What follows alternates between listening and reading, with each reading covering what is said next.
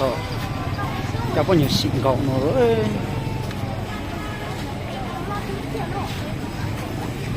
Cho bao nhiêu xịn gạo. Nông đây tụi họ từ ít trái một cái. Cỏ từ.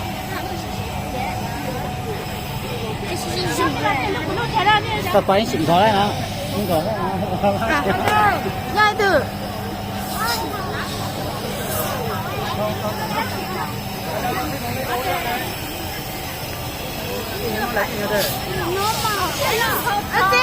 Sao lại lúc này luôn cơ? Cậu tử hay đi lắm à? Biết cháu sinh là cậu tử hay cậu lưu à? Không như con này thì 50.000 cho 4 tiêu nổ 2 tiêu lấy gấu. Chị ở xe là blog được bảo thế này nhá. 50.000 4 tiêu. Chỉ cần nổ 2 tiêu thôi. Thế là sao nổ được 2 tiêu? Đây, không ra những con nào đấy. Làm được đi anh em công 30.000 10 tiêu. Cái con này là nổ 9 tiêu mới được lấy con này. Cho 30.000 này. Ok luôn.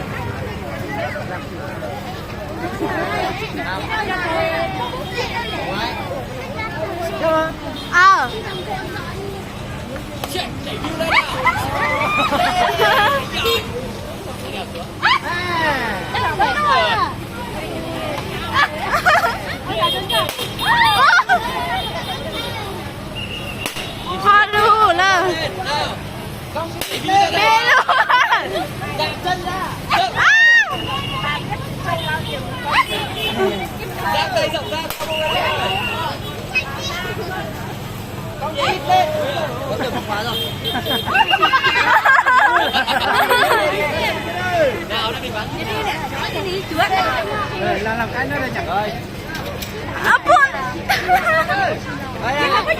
Cái chân ra. Con cái đít lên.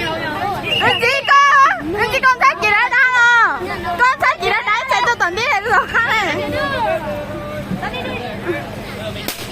Đi luôn à.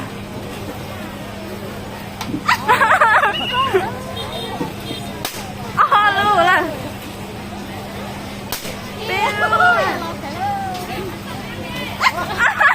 Đúng rồi nha, tay nhé.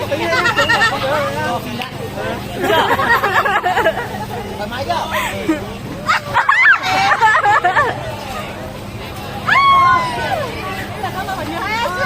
Cầm luôn.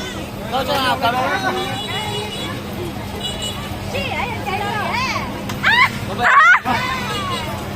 Cứ 50.000 cho 4 tiêu. Nổ 2 tiêu lấy con này.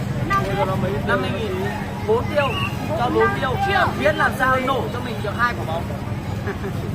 Mỗi tiêu nổ. Chỉ nổ được cần chỉ nổ 2 tiêu thôi. Là lấy con này thôi. Chơi đi. Đây anh ơi.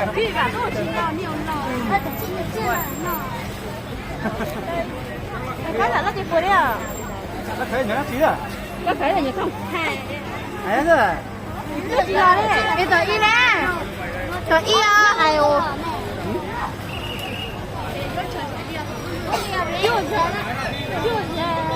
Có đủ chi tới là lo cả luôn à.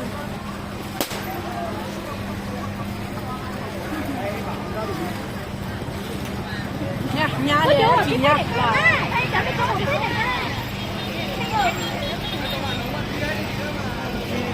Chị ra nó thấy là leo như thế nào?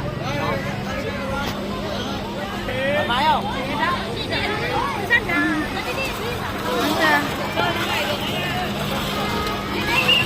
Nhiều chưa hả?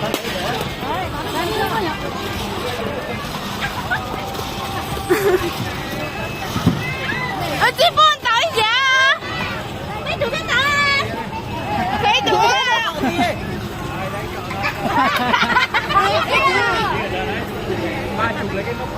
Xí rồi. Xí kìa.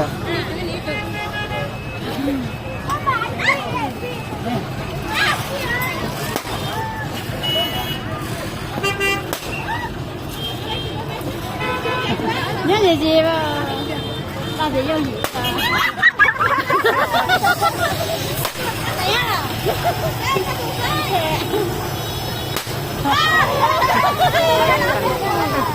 Làm luôn được không? Đợt này có tiêu tiền đây 20.000. Chơi luôn. Chết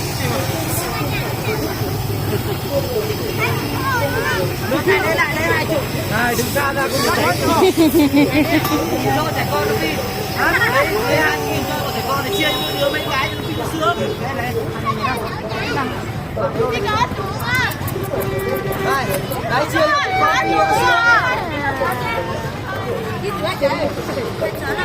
con đi đi mà.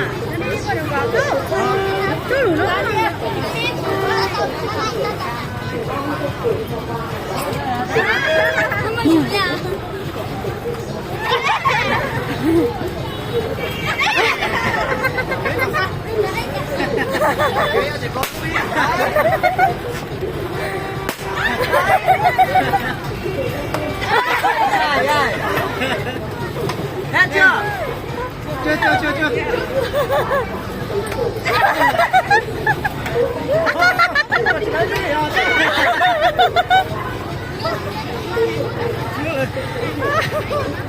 Cứ phải sai đi cứ thôi. Xí cũng phải hòa.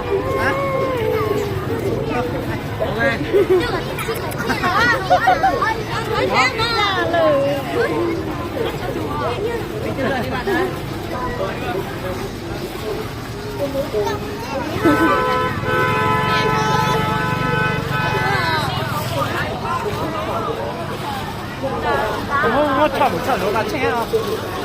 À.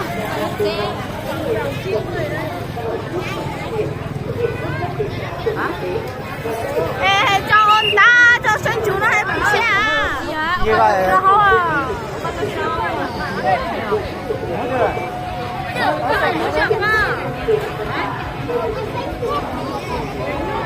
Đây muốn.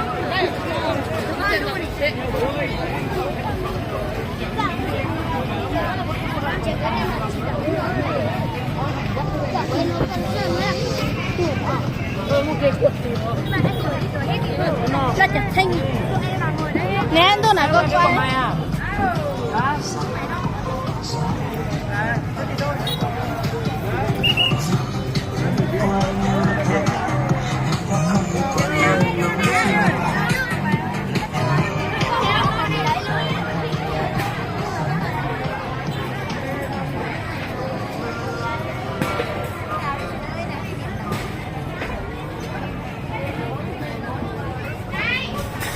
Mày nhớ nó chỉ tao nó nọ. Ít chi ở đây. Anh nói đi bây giờ nó sẽ để nó bao nhiêu? Để nó dễ đồ. Đấy chị, nó là chị, tin đảo nó chị. Hả? Đảo nó nhỉ?